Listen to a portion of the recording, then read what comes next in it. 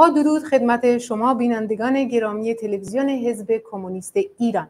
من اسرین با همکارم هیوا به مناسبت سالگرد خیزش انقلابی ژینا در ویژه برنامه زنده با شما همراه هستیم. بله، منم خدمت شما بینندگان گرامی تلویزیون حزب کمونیست ایران درود میفرستم و به ویژه باید جا داره درودهای گرم خودمون رو تقدیم مردم انقلابی شهرهای کردستان ایران کنیم که امروز همه جانبه و همه گیر به این اعتصابی که احزاب کردستان داده بودن پاسخ مثبت دادن. بله همینطوره. امروز روز تاریخی 25 شهریور است. در این روز نیروهای جانی گشت ارشاد در تهران از طریق شکنجه موجب جان باختن ژینا مهسا امینی جوان آزاده و شادی شدند که آرزو داشت و تلاش میکرد پزشک شده و به مردمش خدمت کند. او در سقز شهری در کردستان و در خطه‌ای بزرگ شده بود که شهروندانش به آسانی تسلیم زور و قلدری نمی‌شدند. اعتراض و تسلیم نشدن ژینا در برابر پلیسی که مظهر جنایت ددمنشانه جمهوری اسلامی طی 44 سال بود، چون یک جرقه به آتشفشان خشم مردمی تبدیل شد که آرزوی گور کردن رژیم اسلامی را داشتند. پلیس دروغگو و پرونده‌ساز مثل همیشه کوشید مرگ ژینا را ناشی از مرض مزمن قلبی جلوه بدهد، اما والدین و دایی او اطلاع رسانی کردند که ژینا پرونده پزشکی دارد و نشان می‌دهد این دختر ورزشکار والیبال و والیبال بازی کرده و مدرک مربیگری شنا داشته، کاملا سالم بوده است. مقاومت بر حق ژینا، یک زن جوان از کردستان انقلابی، به هنگام دستگیری و دروغ وقیحانه پلیس آتش خشم فروخورده شهروندان و به ویژه زنان و جوانان را شعله‌ور ساخت و موجب تولد یک خیزش انقلابی شد که شعار وحدت بخش آن زن، زندگی، آزادی گردید. خیزش انقلابی ژینای مذکور طولانی ترین خیزش انقلابی 4 دی گذشته بر علیه جمهوری اسلامی بود. این جنبش طی یک سال تمام چهره ایران را دگرگون کرد و یک تحول اساسی در عرصه‌های فرهنگی، اجتماعی و سیاسی در این جامعه را به وجود آورد. جنبش انقلابی ژینا در گام نخست مذهب حکومتی و همزمان حجاب اجباری، نماد ایدئولوژیک رژیم اسلامی را به چالش کشید. این مهم در روز 26 شهریور در آرامستان آیچی سقز و به هنگام خاکسپاری پیکر ژینا انجام گرفت. در این روز شهروندانی که علیرغم موانع فراوان ایجاد شده توسط پلیس در آرامستان حضور پیدا کرده بودند، اجازه ندادند قاری به وظایف سنتی خود عمل کنند. آنها مراسم را با سرودهای انقلابی، سخنرانی‌های سیاسی و رزمنده و کف زدن‌های معتمد برگزار کردند.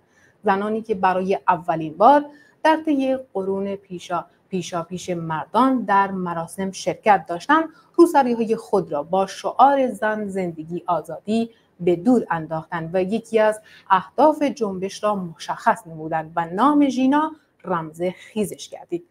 مراسم آن روز و شعار وحدت بخشش و هدف تعیین شده‌اش در مدت کوتاهی سراسر ایران را درنوردید و به بیش از 150 شهر ایران گسترش یافت. این جنبش به مرزهای ایران هم محدود نماند. اعتراضات به 4 گوشه جهان کشیده شد و نام ژینا مهسا امینی در مدت کوتاهی به آشناترین نام مردم جهان تبدیل شد. بله، همانطور که همکارم اسرین گفتند بینندگان گرامی، امروز 25 شهریور نخستین سالگرد قتل حکومتی ژینا یا همان مهسا امینی و شروع جنبش انقلابی زن، زندگی، آزادی است. در بزرگداشت انقلابی که به نام نامی او رقم خورده، برنامه زنده کنونی را تقدیم شما می‌کنیم. در ابتدای برنامه در همین رابطه دیروز رفیق ابراهیم علیزاده، دبیر اول کومله سازمان کردستان حزب کمونیست ایران، به مناسبت این روز مهم پیامی به زبان کردی خطاب به مبارزان در ایران و به ویژه انقلابیون در کردستان پیشکش کرد که ترجمه فارسی آن را بعد از پخش ویدئویی توسط همکاران اتاق فرمان تقدیم شما می‌کنیم.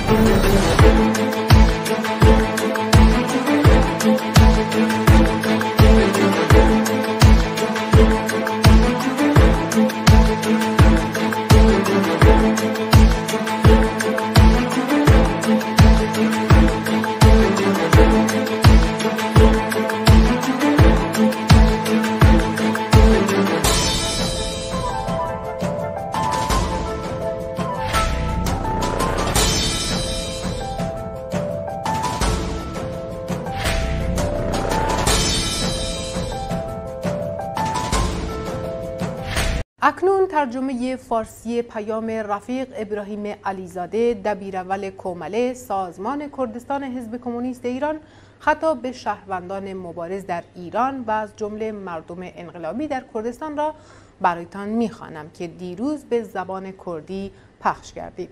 با ما همراه باشید. امروز 25 شهریور سالگرد قتل حکومتی ژینا مهسا امینی و روزی بسیار مهم در تاریخ مردم ایران و به ویژه مردم کردستان به حساب می آید. در چنین روزی قتل مظلومانه ژینا امینی توسط پلیس بدنام ارشاد جرقه برافروختن آتشی شد که در کردستان و شهر سربلند سقز شعله‌ور شد. در تمام ایران و بخش‌هایی از جهان جنبشی انقلابی را متولد کرد که شعار وحدت بخش آن زن، زندگی، آزادی و اسم رمز آن ژینا است. به جرئت میتوان گفت این جنبش که با از دست دادن بیش از 700 کودک، نوجوان و جوان، زخمی شدن هزاران رزمنده و دستگیری و مورد شکنجه قرار گرفتن چند ده هزار مبارز انقلابی کسب شده، با توجه به مطالبات، شعارها و جسارتی که در آن نشان داده شد، در تاریخ 100 ساله ایران و مخصوصاً تاریخ 44 ساله جمهوری اسلامی نظیر نداشته است. جنبش انقلابی زن، زندگی، آزادی از طریق دستاوردهایش جامعه ایران و از جمله کردستان را وارد مرحله تازه‌ای کرده که به عقب برگشتنی آن متصور نیست. درست است که رژیم اسلامی هنوز حاکم مانده و سرنگونی آن به آسانی و بدون روبرو شدن با سختی‌ها متحقق نخواهد شد، ولی بدون شک شهروندان معترض ایران بعد از 25 شهریور 1401 همان به پاخواستگان دیماه 96 و آبان 98 نیستند که تنها مطالبات سلبی خود را می شناختند. شرکت کنندگان فعال در جنبش انقلابی ژینا هم مطالبات منفی خود را به خوبی می شناسند و هم خواسته های مثبت خویش را. این جنبش همزمان هم اهداف را نشان می دهد و هم راه رسیدن به آن را. هرچند تا رسیدن به قله پیروزی فاصله‌ای باقی است، اما تا همینجا هم بخش قابل توجهی از راه پیموده شده است. به این اعتبار 25 شهریور روز برجسته و بزرگی بوده و لازم است در همین ظرفیت دیده شده و در همین راستا مورد ستایش قرار گیرد. این روز حاوی پیامی هم برای دوستان است و هم برای دشمنان. پیام این است که انقلاب ژینا زنده است. خون جانباختگان به هدر نرفته و ما را مجربتر و در ادامه راه مصممتر کرده است. ما مردم یاد گرفتیم که چگونه با دادن هزینه کمتر پیشروی کنیم. ما قصد برگشت نداریم و اراده کردیم و ناچاریم که به قله پیروزی برسیم. ما تلاش می کنیم که از مبارزات گذشته درس‌ها بیاموزیم و با دادن کمترین هزینه بیشترین دستاوردها را داشته باشیم و متحقق کردن این امر ممکن می باشد. اکسیون‌های امروز هر اندازه وسیع‌تر و پرشمارتر باشند برای پیشروی‌های مبارزاتی و اجتماعی در آینده مفیدتر خواهد بود. می شود اطمینان داد که دشمن جهت پیشگیری از اعتصاب سیاسی کار زیادی از دستش ساخته نیست. اعتصاب عمومی و سیاسی در سنت مبارزاتی مردم کردستان آزمایش شده و جا افتاده است. در ضمن رسیدن به توافق مشترک در دادن فراخوان به اعتصاب عمومی و حضور بر سر مزار جانباختگان اهمیت زیادی دارد. بنابراین لازم است شهروندان خطه کردستان به استقبال این فراخوان بروند. بگذارید در این روز در همه مغازه‌ها و بازارها بسته بمانند. کارگران به سر کارهایشان در کارگاه‌ها، کارخانه‌ها و شهرک‌های صنعتی حاضر نشوند. بگذار کردستان انقلابی این بار هم پیشاهنگ بودنش در انقلاب سراسری را به همگان نشان دهد. بدون شک این پیشاهنگ بودن تلاشی واقعی در مسیر تأمین تمام حقوق پایمال شده مردم کردستان به حساب خواهد آمد. ضمناً در راستای وفادار ماندن به آرمان‌های انقلاب ژینا برای همدردی کردن با خانواده‌های سربلند آنان و حمایت کردن از آن در آرامستان آیچی در سقز، آنجا که به مظهر انقلاب ژینا تبدیل گردید و نیز در آرامستان شهرهای دیگر بر سر مزار جانباختگان حاضر شویم و جهت تداوم راهشان با یاد آن. بله بینندگان عزیز، جانباختن ژینا در دست جلادان اسلامی الهام بخش آثار هنری بسیاری گردید که در اینجا یک شعر در بزرگداشت خاطره او و ستایش انقلاب ژینا رو همکارم هیوا براتان میخواند. بله، در یادآوری 25 شهریور روز جانباختن ژینای عزیز عنوان این شعر هستش که توسط رفیق فریدون ناظری سروده شده. شیر زن ای رهنمای کارزار، نو گل تازه شکفته در بهار. پرپرت کرد دین پرست بیلگام، مست جاب و ثروت و تریاک و جام. یاد باد دلسوزی جانباختگان، رهنمود مملو از الهامشان. قاصدان شادی و سرزندگی، مظهر جانبازی و فرزانگی. زندگی ژینای ما مهسای او، انقلاب از تو گرفته رنگ و بو. خیزشی که با جلالت خورد رقم، در فراز از تو تعالی دم به دم. در صفوف اعتراضن همگنان، رمزشان ژینای زیبای جوان. پرصلابت یورش رزماوران، مژده بخش پیغام و هم کردارشان. با شکوه است رقص مشت دختران، چون نسیم است شور در فریادشان. مرد و زن بازو به بازو شیرسان، می خروشند بر علیه دشمنان. خواستشان نابودی سوداگران، دستگاه ظلم و جور حاکمان. قاتلان شور و عشق و زندگی، وارثان نکبت و دلمردگی. یاوه‌گویان قسی قلب پلید، دشمنان دانش و عصر جدید. زن ستیزان جانیان بهره‌کش، خالقان روزگاری پرتنش. مرگ بر عمامه پوشان هرچه هست، چکمه پوشان و بسیجی های پست. ارتشی یا که سپاهی های خار، هنگ های فاسد پرننگ و عار. خیل مزدوران و اربابانشان، کاسلیسان رذیل بینشان. نام تو ژینای محبوب جوان، ثبت شد در دفتر زحمتکشان. لابلای برگه های دلنشین، نقش بسته چون کلامی آتشین. زنده بادا انقلاب مردمی، بوی شیرین گلاب مردمی. زنده باد حکم روای مردمی، عزم جزم بیریای مردمی. جمعهای پروقار مردمی، رزم جنگ استوار مردمی. با سپاس از رفیق فریدون ناظری با تقدیم کردن این شعر زیبایشان. کلیپی رو از سالگرد ژینای عزیز ببینیم. بله همینطوره.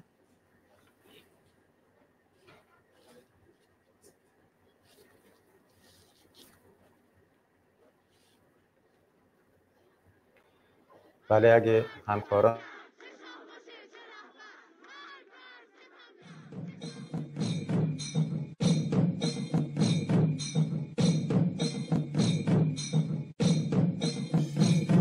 ما زنده تر از خونی، از مرگ نمی ترسیم، میافتی و میخیزیم از اون به ترس از ما. تا دست هم داریم در رزم که میاییم، تو مار تو در پیچیم به ترس از ما. زن زندگی آزادی، تاش جایی آبادی، می جنگی و می جنگیم به ترس از ما.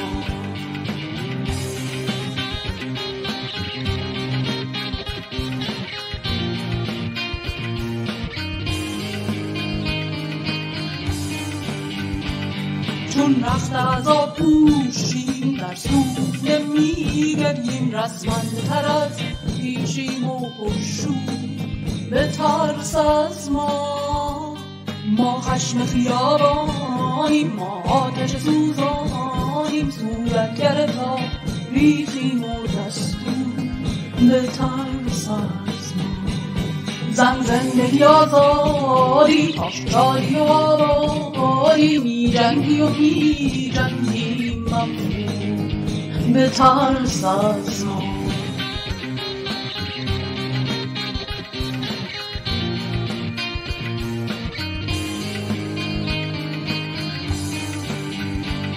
با شیخ نمیگندیم، با شاه نمیبوسیم، ما رهبر میدانیم و حضور به ترس از ما.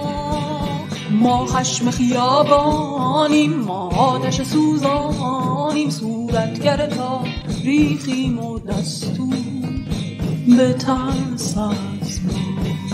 زن زندگی آزادی، تاش جایی آبادی، می جنگی و می جنگیم به ترس از ما.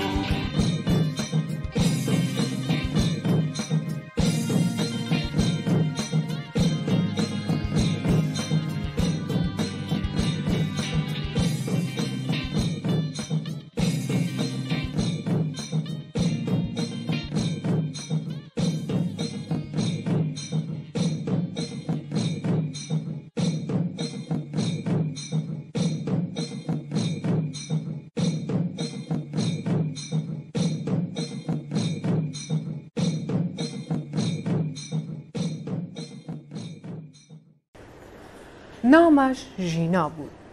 مربی شنا که میخواست دکتر شود.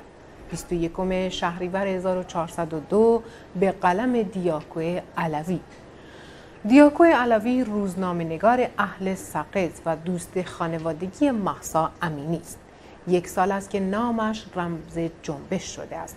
رمزی برای مقاومت زنان و همه ایرانی‌ها در مبارزه با ظلم و خشونت حکومتی که با دیکتاتوری مذهبی سالهاست انسان می‌کشد. اما وقتی ژینا امینی را کشتند، ناگهان طوفانی برخاست که امید، خشم، درد، مقاومت و مبارزه را رنگی دیگر بخشید.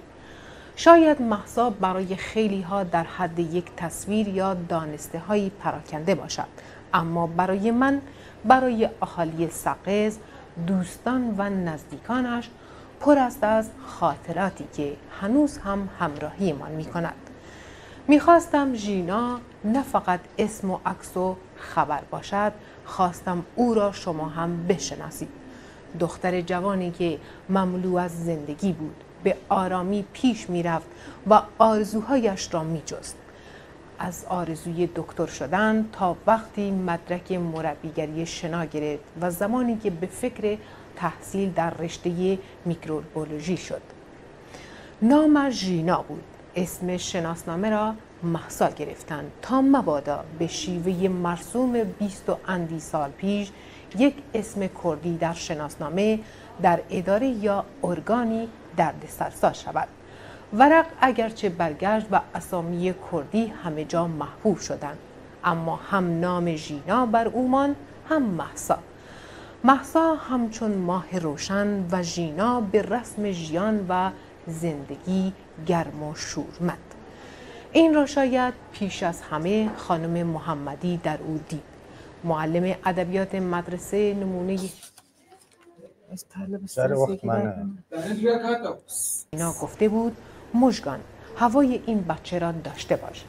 خیلی خانم است. ژینا هم تعریف کرده بود. خانم محمدی صندلیم را یک روز برده گذاشته کنار میز خودش، همان روز که سر کلاس بی‌طاقتی کرده بود. معلم ها می گفتند دختر آرامی است، باید بیشتر شیطنت کند. همه شیطنت ژینا اما در عروسک بازی خلاصه می شد. اشکان برادرش وروجکتر بود و ژینا معصومتر. اما با وجود فاصله سنی کم به ندرت پیش می آید طوری دعوا کنند که قهرشان بگیرد. ژینا دلش می‌خواست دکتر شود. بچه که بود یک بار دست باباش را گرفت و رفت بازار که برایش روپوش سفید بخرد. پیدا نکرد. پارچه سفید خرید که مادرش برایش بدوزد. گوشی هم خرید.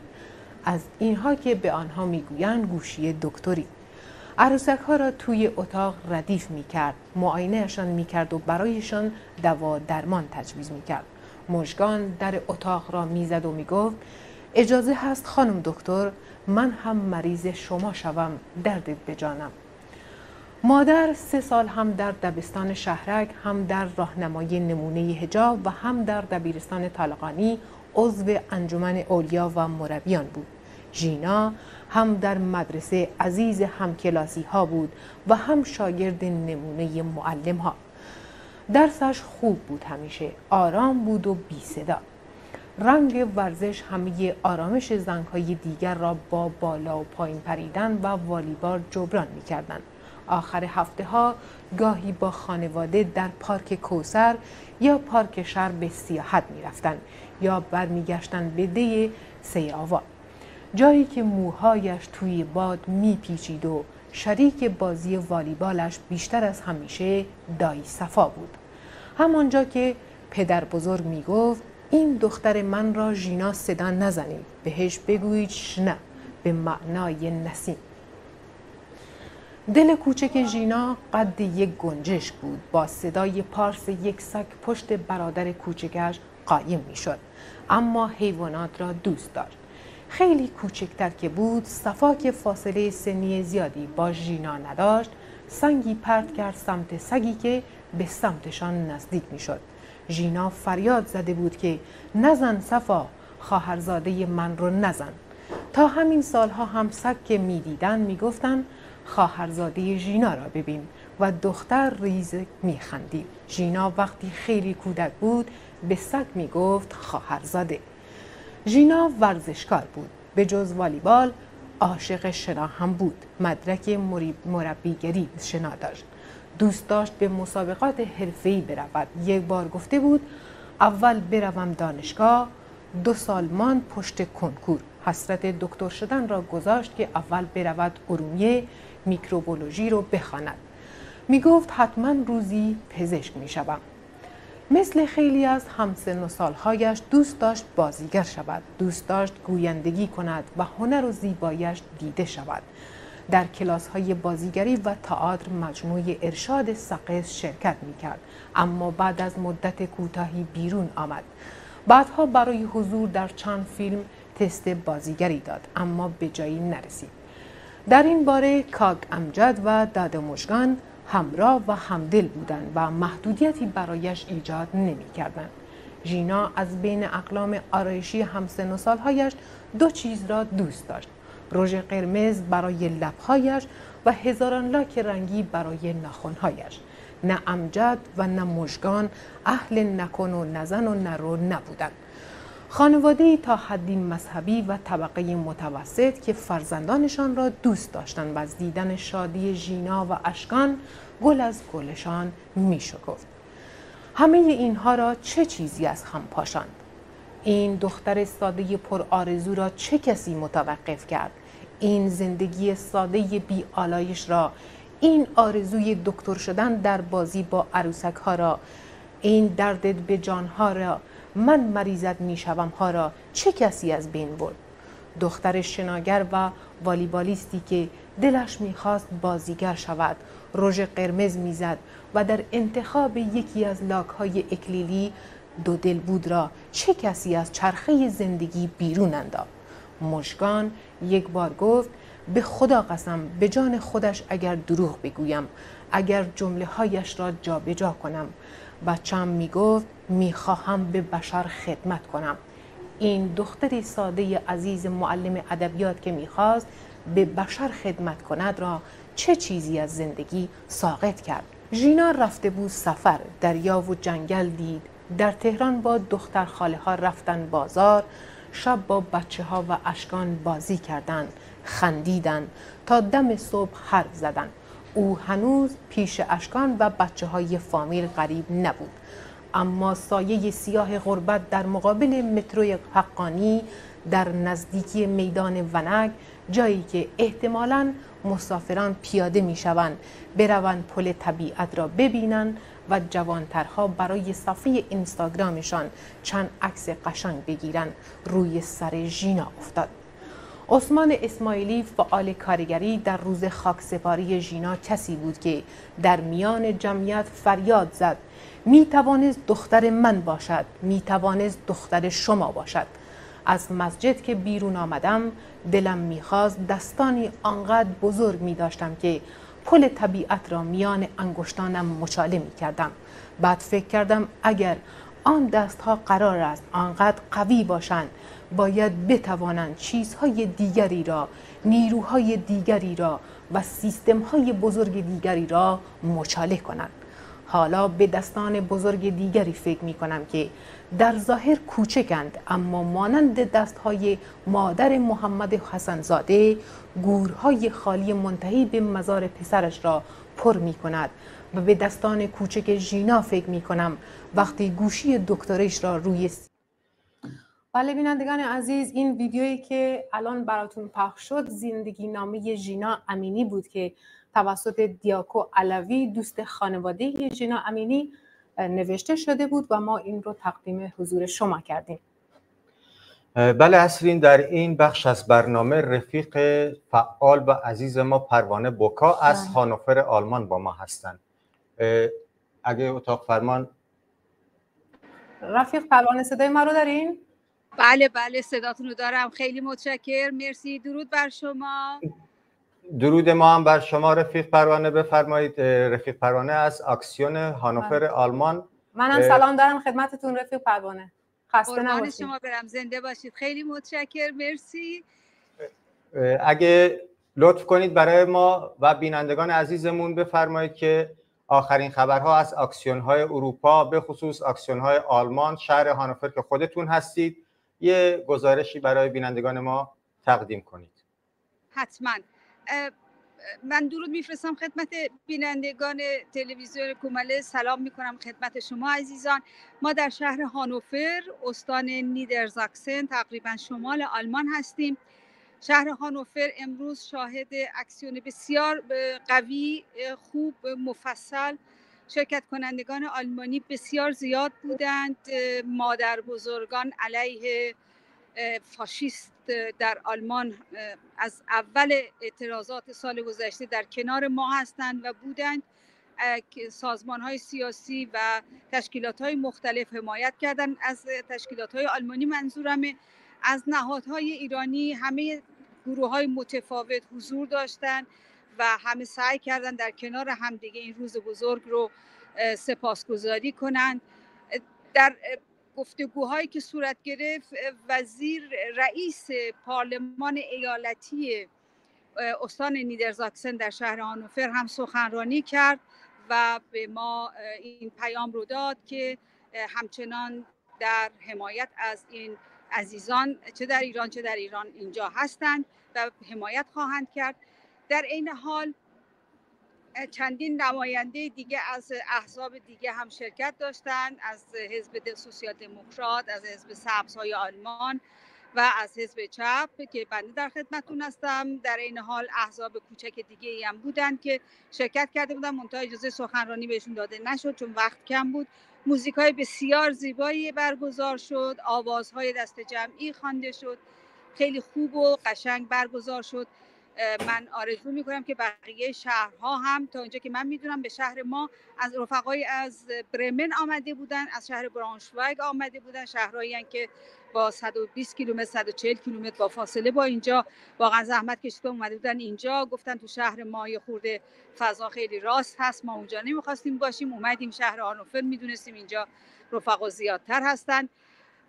الان هم اکسیون ایستاده که با برنامه موزیک و سخنرانی بود حرکت کرده به سمت تظاهرات داره میکنه با شعارهای خیلی وسیع و بزرگ که حمایت از انقلاب، به مرکز دیگری بره و در اونجا ما قرار است که سخنرانی های متعدد داشته باشیم. بنده هم قراره از طرف حزب کمونیست ایران اونجا سخنرانی داشته باشم. بله رفیق پروانه، معذرت میخوام حرف شما رو قطع میکنم. از شهرهای داخل ایران چه خبرهایی رو برای ما داریم؟ والا به تازگی خبردار شدم که مثل اینکه جمهوری اسلامی سد سقز به طرف مریوان رو مثل اینکه تخریب کرده و توی اینستاگرام دیده شده که آب جاده رو برداشته که مردم نتونن به گورستان برن، اونجایی که ژینا هست. پدر ژینا دستگیر شده دوباره آزاد شده و شهرهای دیگه میدونم که خبردار شدیم که تقریبا تمام شهرهای استان کردستان و کرمانشاه، کرج، اینها همه شلوغ هست و شهرهای کردستان مغازه‌ها همه در اعتصاب هستن، اعتصاب رو تبریک گفتن و تحسن کردن، به عبارتی مغازه‌ها رو بستن و همیاری و همسویی کردن با تشکیلات. من بسیار بسیار خوشحالم، دست گرمشون رو میفشارم. بقیه شهرها رو هنوز مطلع نیستم چه خبرهایی هست، ولی میدونم که هامبورگ هم خیلی شلوغ بوده، برلین تظاهرات خیلی بزرگیه، الان تظاهرات ما به سمت اینجا داره میاد و میره به مرکز شهر که اونجا ما بریم سخنرانی کنیم. با سپاس از شما رفیق پروانه عزیز که با ما همراه بودید. امیدوارم در بخش‌های دیگه ویژه برنامه از شما دوباره استفاده کنید. فعلا بدرود. قربان شما، خیلی متشکرم. من قطع میکنم تا بتونم برم در محل برای سخنرانی. بله خیلی ممنون، خسته نباشید. زنده باشید. بله رفیق اسرین، از داخل شهرهای ایران هم به خصوص از کردستان یکی دو پیغام برای ما اومده. یک رفیقی از بانه پیغام داده که کل شهر بانه توی اعتصاب هستند و همین خبری هم که رفیق پروانه تو صحبتاش اشاره کرده، این رفیقمون هم فرستاده، گفته رژیم سد چراغ ویس رو آزاد کرده تا ارتباط بین مردم و روستا به شهر قطع بشه و نتونن به آرامستان آیچی برن مردم، و تونل بانه به سقز هم کلا بستن. بله من همین الان پیامی رو از یه بیننده محترم دارم که نوشته ویدیویی که از اعتصاب عمومی در سطح شهر کامیاران در اولین سالگرد حکومتی فرستاده بودم رو برامون پخش کنن. بله ما از رفیقای همکارمون تو استودیو دعوت میکنیم که این ویدیو رو پخش کنن. البته که شما پیامی ندارین رفیقی. یه پیغام دیگه ای هم از سنندج، البته ویدیو از فرستادن که نشون میده کل شهر سنندج تو اعتصاب به سر میبره و همونطور که تو خبرها هم دیدیم و رفیق پروانه هم تو صحبتاش اشاره کرد، اکثر شهرهای کردستان تو اعتصاب کامل به سر میبرن. من فکر میکنم یه ویدیو اگه همکاران ویدیوهای بسیاری برامون اومده، اگه الان تو این برنامه زنده پخش نشه حتما توی تلویزیون ما ویدیوها رو پخش میکنیم که بینندگان عزیز ببینن. درسته. به نظرم اگه همکاران تو اتاق فرمانی ویدیویی از اعتصابات آماده دارن برای ما و بینندگان پخش کنن، بعد به ادامه برنامه.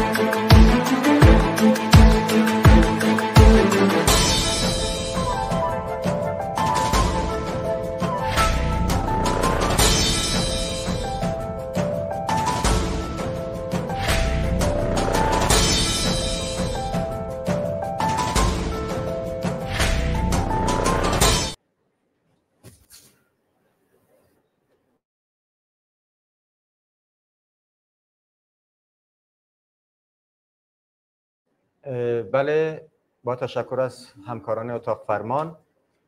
رفیق اسرین، یک بیانیه از طریق اطلاعیه از طرف کمیته مرکزی کماله همین الان منتشر شده که در این بخش برای بینندگان گرامیمون تقدیم می‌کنیم. بله. اطلاعیه کمیته مرکزی کماله: اعتصاب سیاسی در کردستان پیروزمندانه به انجام رسید. امروز شنبه 25 شهریور در سالروز قتل حکومتی ژینا امینی و آغاز انقلاب زن زندگی آزادی، اعتصاب سیاسی و عمومی مردم کردستان در گرامی داشت این روز تاریخی قاطعانه و پیروزمندانه به انجام رسید. این اعتصاب در شرایطی روی می‌دهد که طی 2 هفته گذشته رژیم جمهوری اسلامی هرچه را که در توان داشت برای جلوگیری از وقوع آن انجام داد.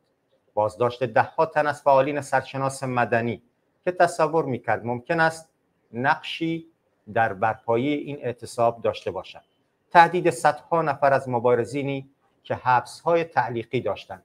میلیتاریزه کردن شدید همه شهرهای کردستان از جمله این اقدامات بود. پیام سیاسی این اعتصاب عمومی روشن است. انقلاب ژینا یا همان انقلاب زن زندگی آزادی ادامه دارد و مردم ستم دیده و محروم عزمشان برای پیروز شدن جزم است. اما مردم کردستان در این مبارزه و مقاومت باشکوه تنها نبودند. در این روز در چندین نقطه ایران شاهد پشتیبانی مردم از اعتصاب عمومی در کردستان بودیم و این البته تصادفی نیست. درد مشترک فریاد مشترک می‌طلبد. تمهیدات رژیم برای جلوگیری از حضور مردم بر سر مزار جانباختگان گسترده و بی سابقه است. بر سر مزار ژینا تانک و خودرو زرهی مستقر کردند. دریاچه‌های سد چراغ‌ویس سقز را باز کردند تا راه‌های فرعی منتهی به آرامستان آیچی را مسدود کنند. این بار به وضوح مردم قدرت پایان ناپذیر خود را در سیمای رژیم مشاهده کردند. اعتصاب سیاسی عمومی سنتی جا افتاده در جامعه کردستان است. این بار نیز مردم قدرت مبارزه متحدانه خود را در این شکل اعتراض سیاسی تجربه کردند.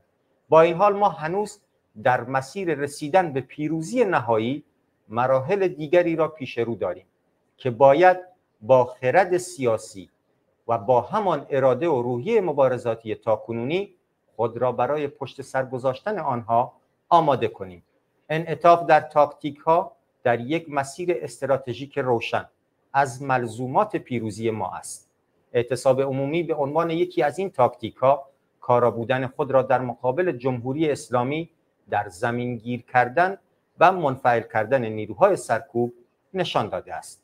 مردم کردستان با در پیش گرفتن این تاکتیک مبارزاتی تاکنون چند بار جمهوری اسلامی را به عقب رانده‌اند و نیروهای سرکوبگرش را در مقابل اراده متحد خود به زانو درآوردند.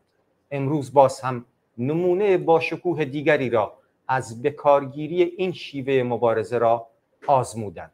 این اعتصاب بار دیگر سیمای توده‌ای و اجتماعی خیزش کنونی بر علیه رژیم اسلامی و برای ساختن آینده‌ای بهتر را به روشنی به مردم جهان نشان داد. اما اهمیت این مبارزه در تداوم آن است. به همین دلیل وظیفه همه ما چه در کردستان و چه در کل ایران این است که این مبارزه همچنان و با قوت بیشتر تداوم پیدا کند. ما یک نبرد فرسایشی و هدفمند پیش رو داریم، نبردی که توده کارگران و مردم محروم حاشیه شهرها در همراهی با دانشجویان و زنان برابری طلب در آن نقش سرنوشت سازی ایفا خواهند کرد. بدون شک آنچه که در سال پیش رو و سال آینده روی خواهد داد مهر تجربیات ارزشمند سال گذشته را بر خود خواهد داشت. تجربیاتی که متاسفانه با بهای سنگینی به دست آمدند. شرایط دشوار زندگی اقتصادی بیش از 70% مردم زیر خط فقر این توده وسیع را به ناچار در مسیر مبارزه با رژیمی قرار خواهد داد که هم نان و هم آزادی آنها را به گروگان گرفته است. اگرچه از همکنون نمیتوان شکل و زمان و مکان رویارویی ها را با دقت تعیین کرد، اما تردیدی نیست که این انقلاب در اشکال متنوع در اعتراضات مردم محلات فقیرنشین حاشیه شهرها، در مدارس و دانشگاه‌ها، چه در کف خیابان و چه در شکل اعتصاب سیاسی عمومی و اعتصابات کارگران، معلمان، اعتراضات بازنشستگان، خانواده‌های داغدیده جانباختگان و غیره ادامه پیدا می‌کند. اعتصاب عمومی امروز 25 شهریور یکی از عرصه‌های این مبارزه وقف ناپذیر بود که پیروزمندانه به انجام رسید. دست همه مبارزین و فعالین و مردم متحدی که این پیروزی را ممکن کردند به گرمی می‌فشاریم و به یاد و خاطره جانباختگان انقلاب زن، زندگی، آزادی درود می‌فرستیم. زنده باد جنبش انقلابی مردم کردستان، زنده باد انقلاب زن، زندگی، آزادی. کمیته مرکزی کومله، سازمان کردستان حزب کمونیست ایران، 25 شهریور 1402، 16 سپتامبر 2023. بله رفیق اصلی، این پیام واقعا جای تبریک داشتین. اعتصاب پیروزمندانه امروز که در همه شهرها یک دست و متحدانه انجام گرفت. رفیقی و اگه موافق باشین به نظرتون یک کلیپ ببینیم یا پیام هایی رو که برامون اومده برای بینندگانمون بخونیم؟ اگه امکان داره پیام هایی که از بینندگان اومده. من همین الان از صادقیه تهران یه پیامی دریافت کردم که گفتن حضور نیروهای سرکوبگر از خراس شکلی اعتراضات مردم در سالگرد انقلاب ژینا همچنان پایداره، یعنی در اونجا هم اعتصاب عمومی جواب داده. و همین الان هم از پاوه اعتصاب عمومی یه پیام اومده که اعتصاب عمومی در شهر پاوه برگزاره و این اعتصابات در اولین سالگرد انقلاب ژینا جواب داده. من این دو پیام برام اومده بود، نمیدونم شما پیامی دارین یا کلیپ ببینیم رفیقی ها؟ با سپاس. نه فعلا بریم یه ویدئویی از اعتصابات امروز دوباره ببینیم، بعد برمیگردیم.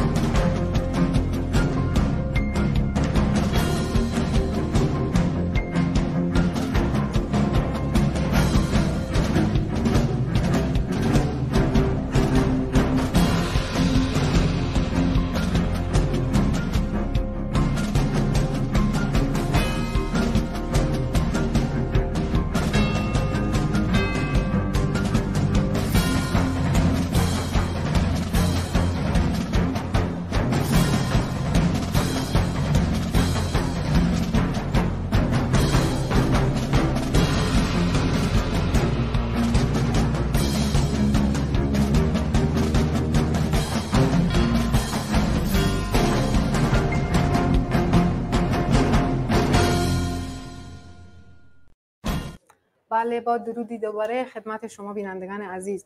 من یه پیامی برام اومده از سنندج که این بیننده عزیز گفته که شهر سنندج یک پارچه در اعتصاب عمومی به سر میبره. درود دارم خدمت بیننده عزیزمون. از هیوا دعا کنید هیوا گنزو.